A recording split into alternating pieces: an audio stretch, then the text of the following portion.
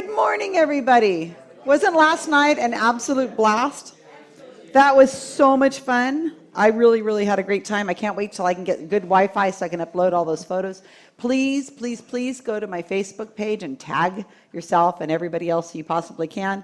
And you can download the photos from my Google Drive, Google Photos area once I get them all uploaded. And again, my business cards are back there. There's magnets back there with the mirrors on them. Please take them. My son has insisted that I'm not going through security again with those, so take them with you.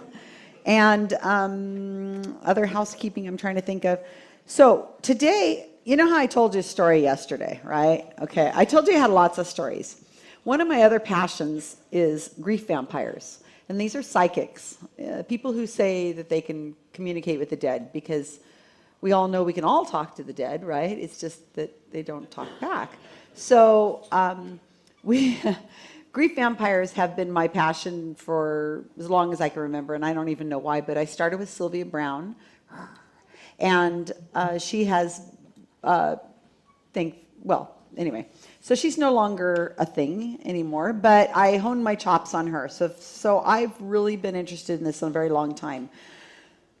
And what I'm going to tell you is a story about how I've used the community and how I have used Wikipedia, and I've used the bloggers in our community to try to do something. And so this is the story of Operation Tater Tot. And I've done 3 official investigations of sorts. They have had various roles, not necessarily the most successful, but sometimes you can't tell how successful they are until maybe time goes on. Maybe you have to hope that the media picks it up.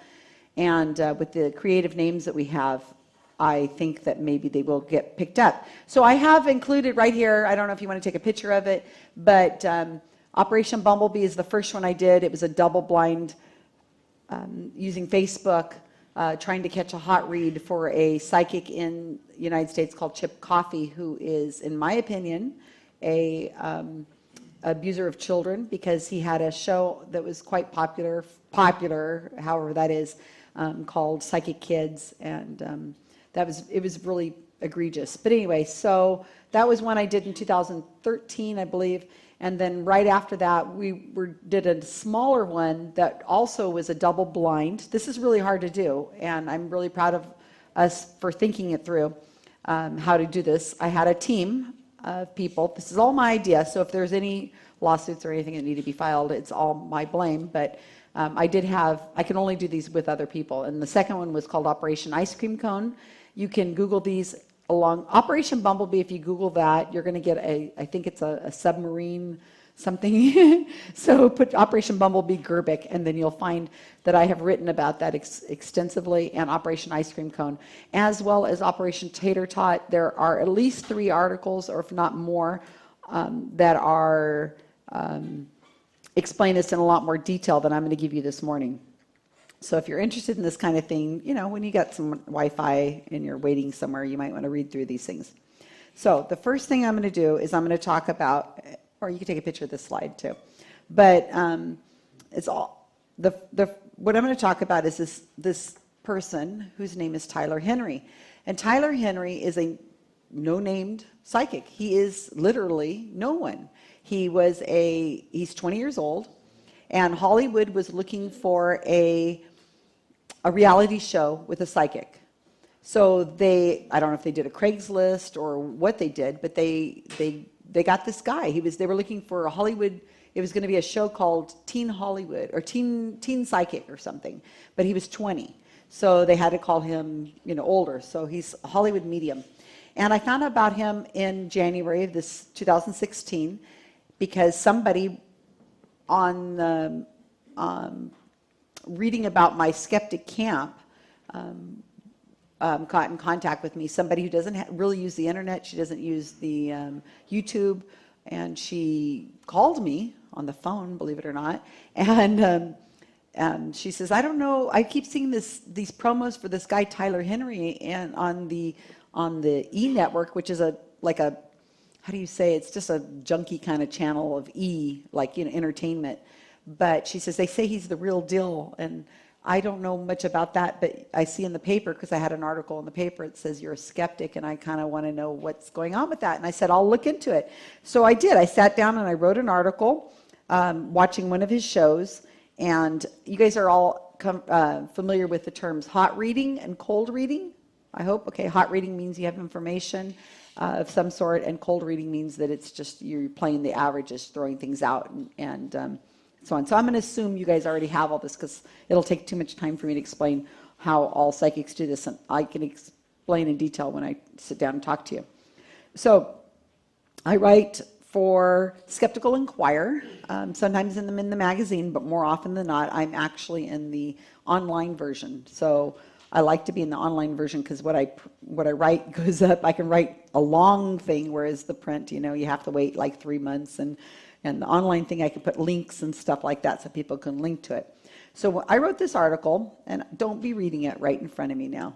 This is called Grief Vampires Don't Come Out Only at Night. And this article I gave to Skeptical Inquirer online. And it is basically me learning who Tyler Henry is and writing it as I'm learning. I'm reading his website, I'm looking at his Facebook feed, his Twitter feed, and the videos that I could find on him. Like I said, he just came out of nowhere. He was some guy doing psychic readings at a psychic shop in some little tiny town somewhere. That's all I can find. He really had no history. So as I'm reading through this, I'm trying to decide, is this a wink, wink, nod, nod psychic? Or is this a psychic who believes what he's doing is real? And I found out that, in my opinion, see, I have to use all those disclaimers, he is a person doing it for profit. He's got a good gig. He's got a TV show. He's 20 years old. And I'm reading through it, and I'm thinking, okay, is this just kind of like, a psychic that does, at the fair or something? Nothing really dangerous. It's all done entertainment, we know. Well, as I go through, I find out that he wants to, his greatest ambition is to counsel parents who've lost their children to suicide. And I'm going, oh no. Oh, no, no, no, no. I'm going to do what I can to take you down, because that's not okay. So in my mind, what I'm thinking is, I don't know who this guy is. And I've been doing this for a while, and he's not on my radar. And all it is commercials coming up on this E! channel. The Kardashians are on it. You guys know who those people are, right? They're, you see them in the tabloids and stuff. They're just tabloid people and stuff. They're like the B and C and D list celebrities, in my opinion. Because I'm recording this and you guys are recording this. So, because I know you guys would be cool with that. But so I'm thinking to myself, okay, I'm writing this article.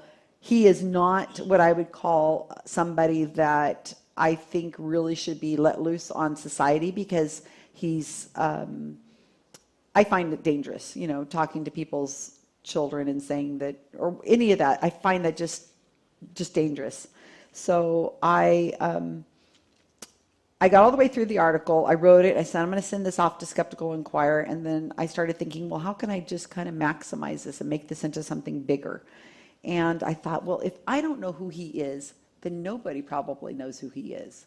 So this is a unique opportunity I have to get an article out that's critical of him. And I didn't use any ad hominems. I didn't call him anything nasty or anything like that. I just was stating the facts and why this isn't entertainment, and why it's not funny, and why it shouldn't be on an entertainment network anyway. It's just, and what he's doing is harmful, and why. So I was being very, diplomatic about how I wrote it. And my thought was, what if when people see him on the media, they're watching his promos or whatever, like this woman who had called me, if they Googled him, what are they going to find? Well, there's no Wikipedia page. He's not even had his first show yet.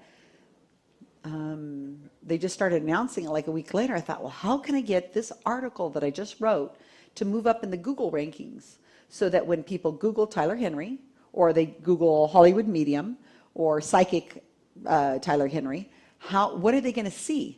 So I found that what they would find is his Facebook page, which had, 20,000 likes or something. So he was just barely starting out. His Twitter account, his website, and then all this these other articles came out about him being from E Network, and then I guess E Network had contacted their affiliates, so it was all entertainment kind of stuff.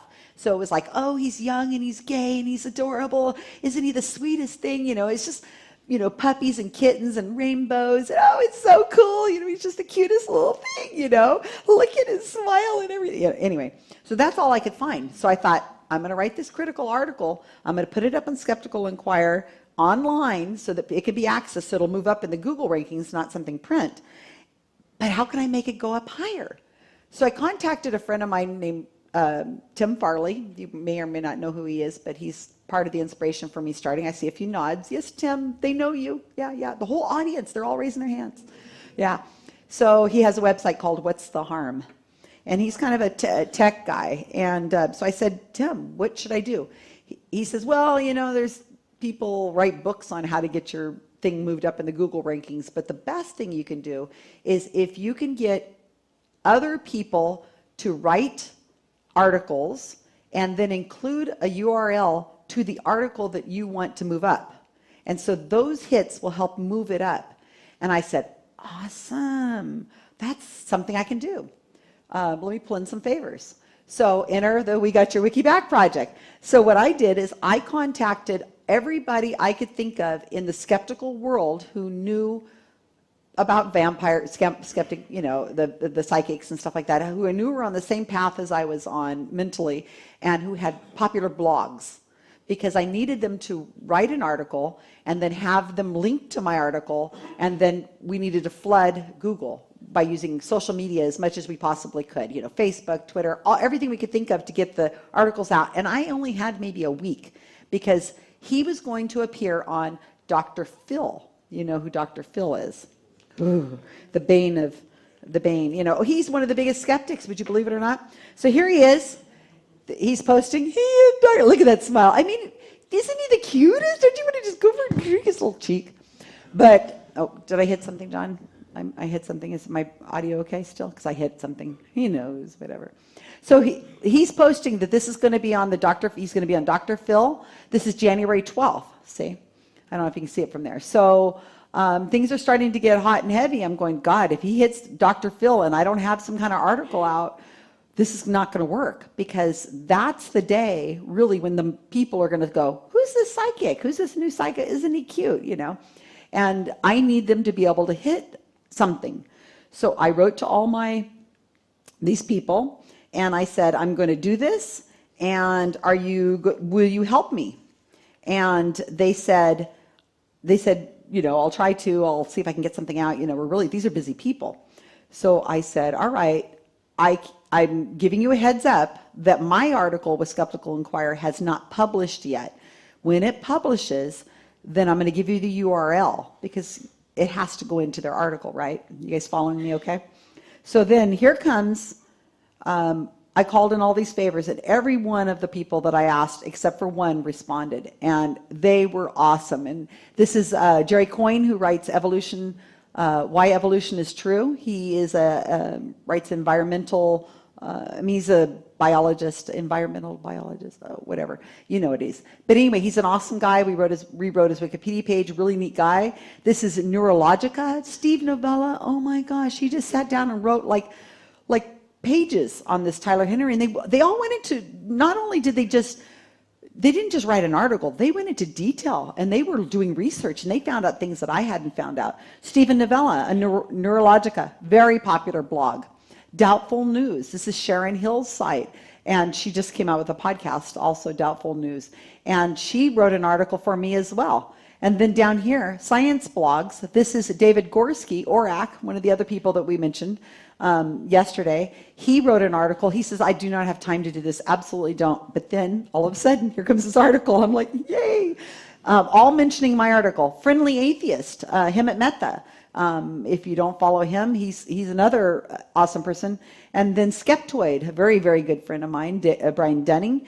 They have a blog. It's not as popular as their podcast is extremely popular, but one of his editors, one of his writers, and I can't see it at the second, his name on there, but they wrote an article for me too, and it's Susan Gerbic, Vampire Slayer. And let's see, The Rise of a New Grief Vampire, Real Deal, Boy Next Door Medium, or Hollywood Hype. This one's also mentioning Grief Vampire. I'm trying to get the name Grief Vampire associated with this kind of psychic.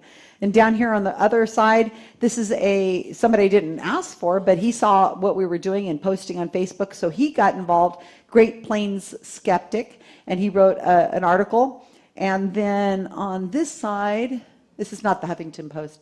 This is another article by Malign Skeptics, who I also didn't ask, but they sent an article out there too, Disregarding Henry, Psychic. So these people all came out with their blogs. They came out with them within like 3 days within 2 days, right before the show went up for Dr. Phil.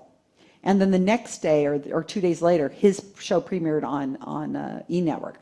So I'm like, awesome. Let's see what happens. So we're clearing our cache on our computer so that we, and then we're Googling Tyler Henry to see what comes up. And people all over on Facebook are doing this, and we're trying to see what pulls up. And we were, we're so-and-so is at like ranking number 4, and we're just hitting all over these different places. So we were getting up there in the Google rankings. And it wasn't my article, which was interesting. It was Sharon Hill's, I believe, was getting the most. And I think him at Meta was getting a bunch too. They both have quite a readership.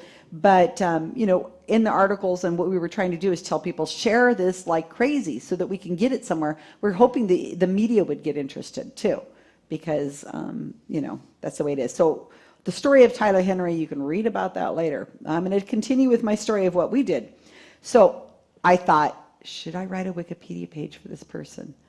Because I'm going back and forth. Do I want to give him the notoriety of having the prominence of having a Wikipedia page? I personally couldn't have written it because I was his biggest critic. And I'm going back and forth and back and forth. And then the next thing I know, somebody else, who I do not know, wrote a Wikipedia page for him. Somebody, I have no idea who this is. But I could tell it must have been somebody from the skeptic world, because my article was kind of the thing that kind of started him off. But he's definitely notable because he's got a TV show, he's got all these people writing about him, and then he's got a critic that's writing about him. And not only a critic, I'm a notable critic. That means I have a Wikipedia page, so I can be published on Wikipedia as an opinion if I write in a notable place, which is another place like Skeptical Inquirer is notable. So it's like this, once you can get this Wikipedia page, anyway, I'm using it to my full advantage, put it that way. So people went in and they added a criticism section. I don't expect you to read this here, obviously, but look how big that is. The lead on the Tyler Henry Wikipedia page is only about 2 or 3 sentences. This is the body. It's the criticism section. And again, you can see all these places where they're hyperlinked, and mine's the first one on there. So since I'm not really famous or anything like that, I was kind of a control, because as I had a Wikipedia page and I don't really do anything that's going to get in the media's eye. I only speak to skeptics. I'm not in the public's eye very much. So we could see that I usually have a baseline on my Wikipedia views. So we can tell that if people are accessing the Susan Gerbic Wikipedia page, it's probably because of this, because there's nothing else that I'm doing. So we got a lot of criticism on here, all constructive criticism, no ad hominems, at least not out of my mouth. And then this little section right here is another article that I followed up on a few months later, where I actually watched one of his shows and I could see how he's doing his thing. And it's a little different than the rest of the Grief Vampires. So then Jezebel got involved, and this is kind of a slam site. It's, it's a gossipy site kind of thing. And they were saying, ad hominem kind of stuff. 20-year-old bullshits his way into the homes of celebrities and his worst show on TV. I have nothing to do with this. This is somebody else. But this starts hitting the media, and he starts getting some interest in it. And it's, like I say, it's not my style, because it's really like an attack. And I don't go for that, but, it's pulling things up. Then I read another article. This is Return of the Grief Vampire, which is going back, it's August, because the show's already down, it's done, but it looks like it's going to run another season. So I wrote another article, And this is me reviewing, talking about the statistics that I'm going to give you in a couple minutes. And then here's the Bobby Finger. That was the Jezebel thing. We added that to the Wikipedia page, or somebody added it to the Wikipedia page. And that got on there. Let me see. And then, lastly, so then I wrote another article recently with where I watched one of his shows, because Bobby Finger, that's the guy from Jezebel, he said that he felt that he was hot reading, that Tyler Henry was getting his information. He's interviewing celebrities. He says, I don't know anything about celebrities. I don't know anything. I never watch TV. And I'm like, you're 20 years old. You know, come on, of course you're watching TV. I'm sure you know who these celebrities are. Especially now you're into it like 9 months. Of course you know. And they're all E-network kind of celebrities. So they were pointing out things saying that they think he's hot reading. And then so I said, he's hot reading now? That's interesting, because the first time when I looked into this in January, he was cold reading. And so I went back and I watched the same show that they watched, and it's pure cold reading. There's no hits, absolutely zero hits throughout any of the things I've seen. But what it is people are misremembering. It's an emotional thing to be sitting down, having yourself, somebody, you know, holding your family's ring, and they're talking to your dead loved one, and you kind of don't really know what's going on. It's really painful. It's a powerful thing. And then the camera's turning you right afterwards, and they say, what'd you think? You don't have time to react, you know. You're like, well, he got my mom, and he knew my sister had died, and all this. But then you rewind. We have the power of pause, rewind, pause, remind. You're like, no, he didn't. He didn't say he got a hold of your mom. He said he got a hold of an older female figure. You know, and he didn't say it was your sister. No, you said it was your sister. You know, and so in the moment, they're giving this information that it was all accurate. Oh my gosh, he knew my dog. It's like, no, he said he saw a dog near you. He didn't say it was your dog. He didn't say what kind of dog. He didn't say the dog's name. He just said a dog. He didn't say if the dead dog was dead or alive. He just said a dog. So that's not a dog near you, but they misremember it. So you have to have a little bit of, you know, we have the benefit of going back and looking, whereas they're in the moment. Also, they're celebrities. This is giving them all sorts of attention. If they came out and these celebrities said, you know, I didn't get anything right, do you think it's going to make the show? No, because they have to have ratings. They're going to show the very, very, very best parts of the show. And so, as I said, there's no hits. There's nothing. But it's carefully edited. The real magician is the editor. So it's carefully edited down, and the best stuff's on there. And if he had gotten a good hit, it would be on the show, and there was nothing there. So I think he's still cold reading. He has this thing, what he does is he says, he throws something out, some general statement, you know, I'm seeing a fishing, something like, he's fishing. So a fishing like water, like a boat. Does that apply to somebody you know?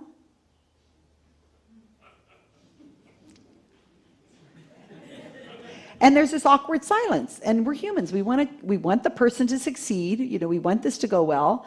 And he just pauses and he smiles, and then they say, "Well, my father fished." Right? Yeah, I'm getting that. Yeah. And he says, and he, you know, we used to go fishing when we were kids. Yes, I'm getting that too. So he's got this unique thing. I don't know if it's because he's new and he's young and he hasn't learned that most cold reading grief vampires throw out tons of hits. It's called the law of averages and large numbers, law of large numbers, and they throw out things to the audience. If it doesn't apply to you, it applies to you. Oh no, it must be you. Oh, is it you? You're nodding. Okay, so it must be you. Is it your mom? Okay, it's your mom. Not your mom. Oh, it's next to you. Okay, yeah. So they throw out constantly. They're constantly hitting. They throw out tons of statements. So he is doing this thing, and I think it's really kind of clever. Is that it's this long pause and that awkward silence. You kind of want him to succeed, so you kind of fill in the details. And I think that's quite clever, actually. So let's go to stats, right? Everybody likes the stats? Here we go. This is Tyler Henry's Wikipedia page views. You can see large masses here, large masses there. What do you think that means? Seasons, right, exactly. And the big hits are the days that it airs. So what does that tell us? People, come on, it's Sunday, I know you can do this. What does that tell us? People are watching the show and Googling him, right? And the first hits they're getting are a Wikipedia page, because it's ranking, it's like Wikipedia, his website, his Twitter account, and like E-Network's promo for him or something. So it's like four of the most, and they just keep rotating.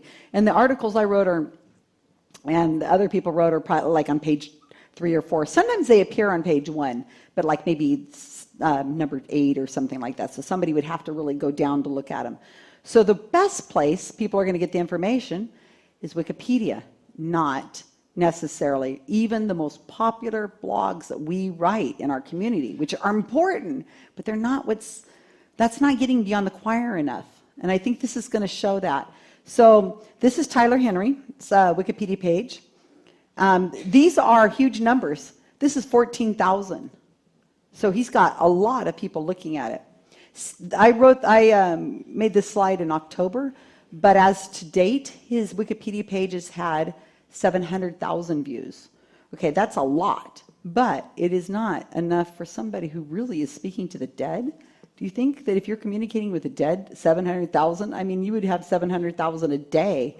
I mean, that's crazy. But so he's just, here's the Wikipedia page views for Susan Gerbic. Now, I know it looks like a lot, but it's not. I mean, there's 400 up in there. Those are 400 views. So you can see kind of the same trend, right? Here's this big number. Here's the other big thing. And then there's this low level right in here in the middle. So that, again, it means that they're probably not Googling me, because I haven't done anything that would be Googleable unless I was speaking at a conference. But what they're doing is they're going to the Wikipedia page for Tyler Henry, and bless them, they're hitting the criticism section. It's not a lot, but they must be at least interested enough to go, who's this Susan Gerbic who's criticizing this sweet little guy? He's so cute. He appears with puppies, and they lick his face, and it's so cute. Now, I don't know if you can see it from here. I'll show you this in a second. But this is the first article I wrote. And then in August, I wrote another article. And then I wrote another article. So you can see how the page views, the criticism section grew on the Wikipedia page. So you can see how the views have actually increased. Now, this chart I'm going to show you next, I just want to explain it really quick. This is, what's it called, truncated? So this is the Susan Gerbic Wikipedia page views. This is the Tyler Henry. They really aren't that close. It's just to put it on a graph. These are in the 10,000, 5,000s, and these are in the hundreds. So it's just to put it on one single graph so you can see it. But this isn't. Logarithmic. Logarithmic. Thank you. So I want to point one thing out. This little thing right here. And then I want to show you how every time, I just drew this on here so that you could kind of see visually how it is exactly the same here and here. And if you were to look at it in detail, you would see that pretty much every little thing matches. Like you see this M right here, there's an M right here. So it is, the Wikipedia views are coming directly from his page to my page because it's matching it almost like a signature, as good as you can. But this little thing I want to point over here out to you, what do you think this is? Look at that dip. What is that? Someone removed the link to your name? Somebody went in and removed the criticism section off the Tyler Henry page. Very good. So they completely removed the whole criticism section and said, oh, no, we can't have this now. That's criticism. And I noticed, or somebody noticed, and we said, oh, no, this is all by the book. It belongs on the Wikipedia page. So it got added back in. See that? The other thing I probably should mention too. Oops, sorry. Sorry, don't look at those slides. Don't look at them. Okay, I'm almost done, you guys. So I hope you have some questions. I just want to show one more thing. Also in that second section over here, this part, we added my name to the lead. That was another reason why that probably dropped, because we went in and added, or somebody added, Susan Gerbic has said this person is a grief vampire. So this is another really important reason why the people who are in our community, who are doing the work, the activism, the writing, the speaking to the public, they have to have strong Wikipedia pages. Because when they have a strong, good, healthy Wikipedia page that's respectable, somebody could click on it and they don't get a little stub, you know, a crappy looking thing with no photo on it or whatever. When they have that strong Wikipedia page, it makes everything they do that much more. So and this is kind of an example of that. Okay, so let me go over here to these last couple slides and give you a couple more numbers really quick. So I talked to a few of the people who wrote the articles from us, Sharon Hill, Himmet Mehta, and Brian Dunning, and I asked them what were your page views for the articles you wrote, and combined they were at 128,000 views.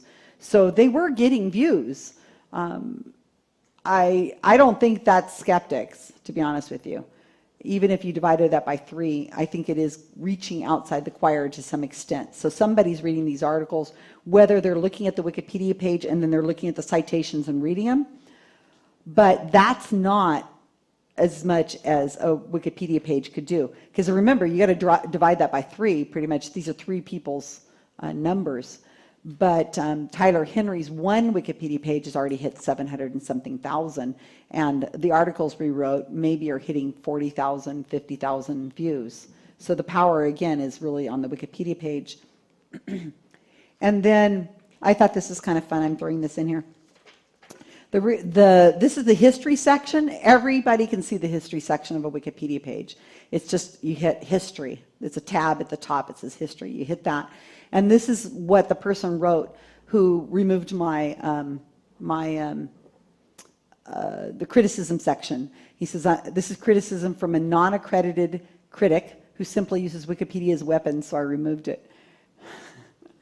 Non-accredited critic. Well, we want critics on Wikipedia. We add criticism to our Wikipedia pages that we write. So when we write Wikipedia pages for people, if there is notable, not personal, legitimate criticism, it's going on the Wikipedia page. That's a GSOW standard that we always use. Because also, if we don't put it on there, somebody else is going to put it on there. So let us do it in a way that is not personal. It's not an attack. And if it's somebody in our community, if we can add their what's it called? Their, response. Yeah. What did you say? Rebuttal. Yeah. If we could add that, if it fits, let's do it. Because we have to abide by all the rules of Wikipedia. And as I said, the edits up here at the top, everything that we edit is anybody could see it if somebody want to take time to do it. But I'm going to add this last little bit. So this is what he wrote, and then he added this. Please ban Susan Gerbic from Wikipedia. Not lightly. That is not going to happen. Even if I was banned, I've already trained a few hundred people. So, sorry guys. So that's my story about Tyler Henry, and Operation Tater Tot. We come up with really ridiculous names. Well, I come up with really ridiculous names, and nobody ever challenges me on it. They just go, "Oh, okay, Operation Tater Tot. Okay, Operation Bumblebee, Operation Ice Cream Cone." But I'm kind of trying to do it to attract attention by the media and to help it make people remember, and people go, "That is so ridiculous, I have to go look that up and see what that is." So I hope that you'll look up the other operations I've done and kind of read about it, and I'd be happy to explain them to you, but they are kind of detailed, and I get all into it because they're good stories about grief vampires and so on. I'm going to tell one really tiny quick story about Operation Bumblebee, because I think I was telling Mark, was I telling you about this? Or I was telling somebody, and they said, make sure you mention this.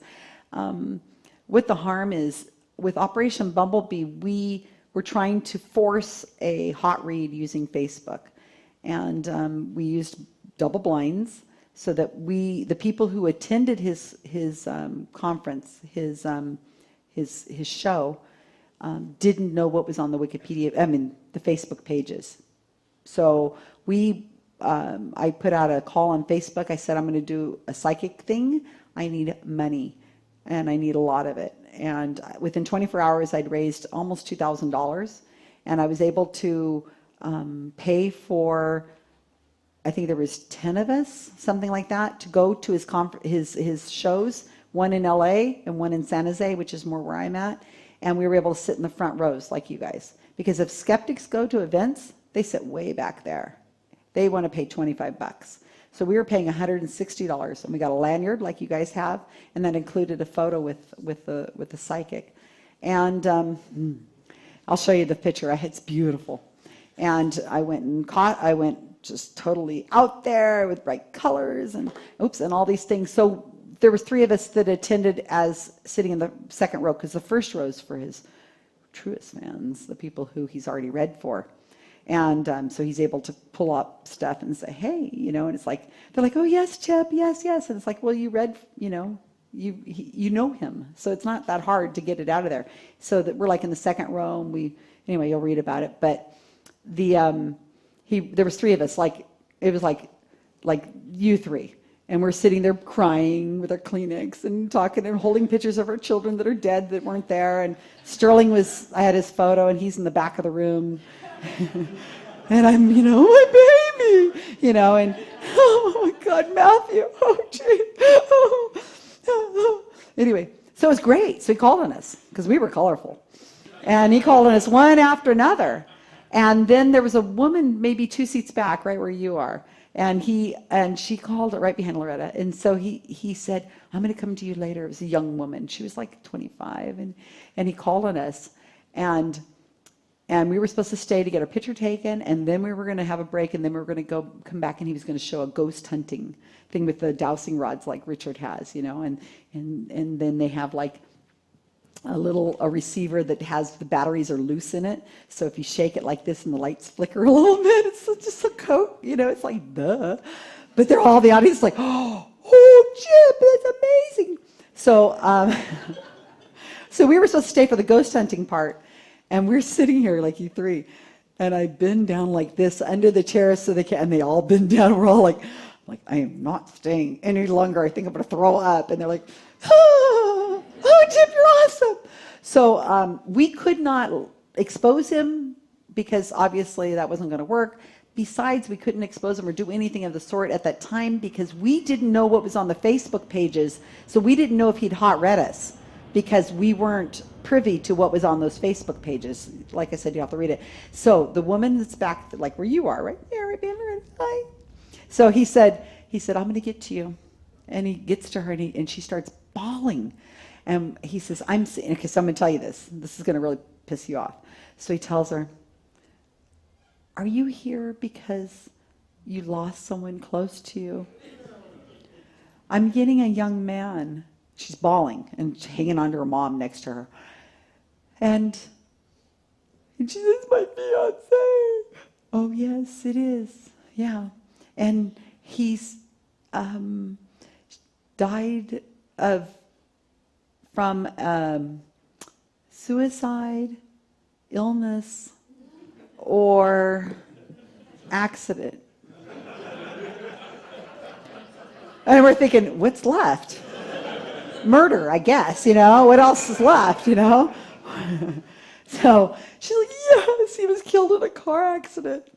I'm like, wow. And it was a Thursday this is happening. He had died on Sunday. He hadn't even really been buried, maybe he'd been buried, but she's bawling. I'm thinking, bastard, I mean, God, he's playing on her emotions. They're making a lot of money off of you guys, right? Well, not you, but the audience. They're making $160 for everybody in the front, and then $100 for the middle, and then $60 in the back. What they're trying to do is they're trying to get the bookings, because the private readings are $300, $600, $800. You can even bump it up if you have an emergency, which is what I told them I had. Am I going to be able to pay more to be able to get my reading from to get it hurried because I really need to talk to Matthew? Oh yes, we'll be able to do that for you, no problem. We'll move you up in the line. It's a year waiting list, but we'll move you up. Oh please, I don't have a problem with that. Who do I make the check to? No, but oh sure, we'll take care of that. So he tells her that, and then he says, I'm getting in the back of way in the back of the room, a man who's tall with dark hair. That's him. She's all, no, he was short. And he was bald or something, and he goes, that's how he wanted to appear. I think we're going to need to do a private reading because he's coming in kind of faint. Yes, and the audience is crying. And we're like really ready to barf. It's just horrible. And so she's in the back, he's giving her, and he says, that's how he wanted to appear in life, to be taller. And then he tried the electric stuff. He's like, have you had your phone like do something, or your TV set do this? That's him trying to, or the phone rings and it's not anybody there. That's him. He's trying to get a hold of you. He says he loves you very, very much, and he wishes he hadn't had to leave you. And like I said, there's not a dry tear in the audience except for us, and we're trying to pretend, with our Kleenex that we brought. So that's the kind of thing that we're fighting against. That's the kind of thing that's why I call him a grief vampire, because they're sucking all that out of you.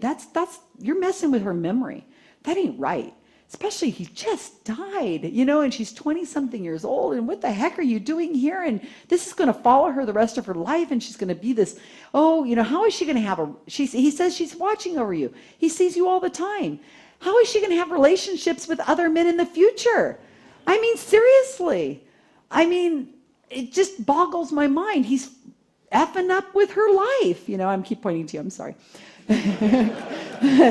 But that's where it would be. If I was Chip Coffee, that would be where I say he's messing with her life. For she's not going to be able to move on. She's not going to be able to have relationships. She's going to think that every time her phone does some kind of weird thing, the guy's watching her. How is she going to have like sexual relationships with anybody else when she thinks the guy's watching her? it just makes me so mad.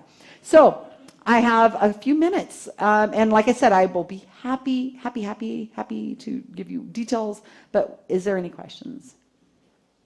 Stunned to silence. With what? After the Operation Bumblebee? Yes. Oh, Operation Bumblebee or Tater Tot? Bumblebee's the Chip Coffee one where we went to actually physically the show. This is a phone reading that was a double-blind Facebook, and then this is Tater Tot is the one I just gave you. So Operation Bumblebee? What was the end result with Okay, well, we got our picture taken with them. I can show you. It's beautiful. And we all got our photos taken with them. And then our articles, I wrote an article for Skeptical Inquirer, and I wrote a blog first. And then Skeptical Inquirer said, Susan, write this up for us.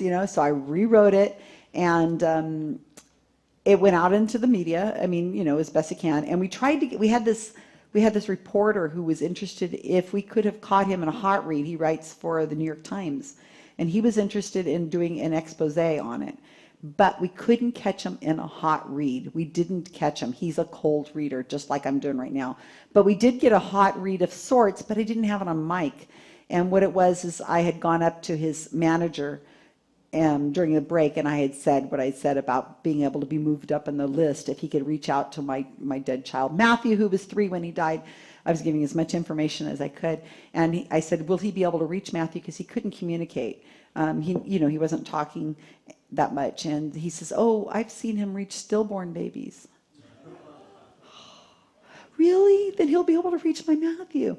So he cold read us. Everything that he said to us was what he pulled from either me talking to the manager or to what we had said, or we talked to everybody in the audience around us. We told them who we were trying to get a hold of. We went to the bathroom repeatedly and told everybody in line how excited we were to be there. And, oh my gosh, I'm hoping he's going to be able to reach my son Matthew, who was 3 when he died, So we gave him all the information we possibly could. He totally fell for every bit of it. But it wasn't a hot read. It's sort of a hot read, but it wasn't what we were looking for, which was that he was reading the Facebook pages where we'd put all the specific information that we didn't give him in the audience. It was something different, and he didn't read that, even though we kept tagging his site, and we put up they were fake pages. They were not Susan Gerbic pages. These were pages that were Facebook pages created months ago and run by people that all over the world were running these pages, Facebook pages, putting up pictures of our cats that we didn't have. We were putting up pictures of, Deepak Chopra quotes. We were putting up pictures of, we were talking about how we're going to go have pizza, and we tagged some place in whatever city we were fictitiously in. So we created whole personalities of Facebook pages that were not tied to skeptics at all. And those were locked down so nobody could see them, and we were friending people and things. So we were trying to control for nobody else being able to get the information. And then we were tagging Chip Coffee. I'm going to go to the Chip Coffee show. And you know how you tag them. And so that hopefully the Chip Coffee Show would be able to say, hey, look at these notifications from these people who are going to be attending the Thursday night show, and look, they're trying to reach a person, specifically this person, and then the people who attended that show didn't know who were on that Facebook page. Do you guys get that? It's kind of confusing because we're trying to blind it so that he couldn't read the minds of the people attending the show. He couldn't say, oh, well, they know that they're fake. So in the end is that we put out this blog, and then I put out the Skeptical Inquirer article, and then the paranormal community, one of his friends got really upset and wrote this really nasty blog about this, how awful these skeptics are. And I know they're fake psychics out there, but Chip Coffey's my friend, and he wouldn't do that. He's been doing this for 30 years, and he's this really awesome person. Those people are mean. How could they dare put this kind of thing out about my friend? And then Chip Coffey wrote a blog, and he said that, because he said that he knew all along that we were skeptics, and he played along with it. So that's the only out he had. He said, I just faked it. And he says, if any skeptics show up in the future to any of my events, I will do the exact same thing and just play along. I'll be right there with you. I'll get you. And he says, I'll play along so that you won't know the difference because I knew they were skeptics all along. It's like bullshit. And he says, oh, thank you for I think we gave him a couple $1,000. He goes, thank you for that. I was able to buy a refrigerator or something like that. And I'm thinking I want to send him a photo of him and I together and put it on a magnet and send it, and he can put it on his fucking refrigerator. Every time he opens his refrigerator door, you'll see the picture of him and I together. He's holding my purse. He's like, oh, this is great. You know, I'm like, oh, this is so awesome. I'm with coffee. So he didn't know we were skeptics, but that's all he could say. And so he hasn't come back to California. It's been 2 or 3 years. He hasn't come back to our venues again. We don't, because he knows that we're organized and that we're there. That might be the reason. It might be, who knows, his room size is dwindling. Yes. A lot of websites nowadays, if you want to go into them, it asks you can log in, username, whatever, and also by Facebook, and many, like Ticketek and many other places that you buy tickets for concerts, etc., you log in by Facebook, and then you get allotted a seat. So a lot of these readers can quite easily see who is sitting, if they've logged in on Facebook, to buy the seats, who is sitting where. And their Facebook page. On Exactly. the Facebook page, go directly link into it. So I'm sure nowadays they'll be getting a lot more hits when people are too lazy to log in with their usernames and just use their Facebook page. Exactly. She's 100% right. And we know Teresa Caputo does this, in my opinion. We know that she does this. A friend of ours was hired by Inside Edition, which is a TV show that's kind of one of the best in America for skeptical stuff. And he was flown to front seat with Teresa Caputo, the Long Island medium, a few years ago. And one of the people she called on, she said something like, I'm seeing pictures, I'm seeing baby clothes. I'm seeing a lot of baby clothes. And the lady goes, oh, I just put pictures on Facebook of baby clothes. Yeah. And she's like, oh. And the guy who's in on it with us, he's like nudging the reporter that was with him. Look, listen, did you hear that? But they can't record anything. And the other thing he pointed out too at the Teresa Caputo show, you've got an audience of hundreds of people. All you need is a few of those Facebook pages just to get some live hits. Find a fireman or something like that. You know, something just kind of like a good story. And you just have to find a 2 or 3. So we were hoping to do hot reads that way too, but you'd have to buy an audience. And you can't record it, so what are you going to do? You can't, if you make audio, you can't release it because you have to sign these things saying I can't do that. So there was a lot of problems, but one of the things he did notice is, this is great, they have these sections, right? It's a stadium seating, it's all these sections. And he noticed that the camera crew and the sound people would move to a section before she went to it. So who's the psychic? The sound crew, right? So she was going to, yeah, there you go. So he noticed that, but again, of course, you can't record it. But he thought this through. He said, "Wow, check it out." So she's talking to this audience over here on this side, and then he could see the boom people, with the big arm going over to this other section over here, and they're lowering over kind of where this people are going to be and where the camera's going to be. And when she's done talking to this section, she goes, "I'm getting a fireman over here in this area." They're already set up. So what does that tell you? Hot read, right? She knows where she's going to go. Either she knows the person in the audience, or she's seen their Facebook page, or they have heard them in the audience talking about something. We can't prove it because it's not there. And one more with Teresa Caputo that's really good. This is another one that I've seen, is that there's a cameraman. Again, these people, you could throw out as much evidence as possible. The true believers aren't going to believe it. So the cameraman is filming. She's doing a shoot. She's getting her hair done. Do you guys know who Teresa Caputo is, the Long Island medium? Oh, lucky you guys. So she's kind of faded now, but she's getting her hair done. She's like a big name in America. Big nails, crystal shoes, $1,000 shoes, and so glass shoes or whatever. So she's really just very feminine. That's the new wave, is this boy next door, girl next door kind of look. The fuzzy sweaters, psychic. Like the Tyler Henry, with puppies, not like the raw, like John Edwards and the Sylvia Brown, But so he tells, the cameraman's filming her while she's getting her hair done, and she's reading the cameraman. She's going and she's talking about how she sees this, and she's getting this date, May 25th, 1990, and I'm getting the initials JR, and the guy's like, whoa, what? But what's happening is, you can see this video, the guy's filming her, right, getting her makeup on. There's another camera right here that is filming that cameraman and her. And what you can see on the guy who's being read is a tattoo right here with a date and initials on it. Same date, same initials. What do you think? So this cameraman sees this cameraman, and nobody caught it until this guy named Tim Tebow. No, that's that football player, right?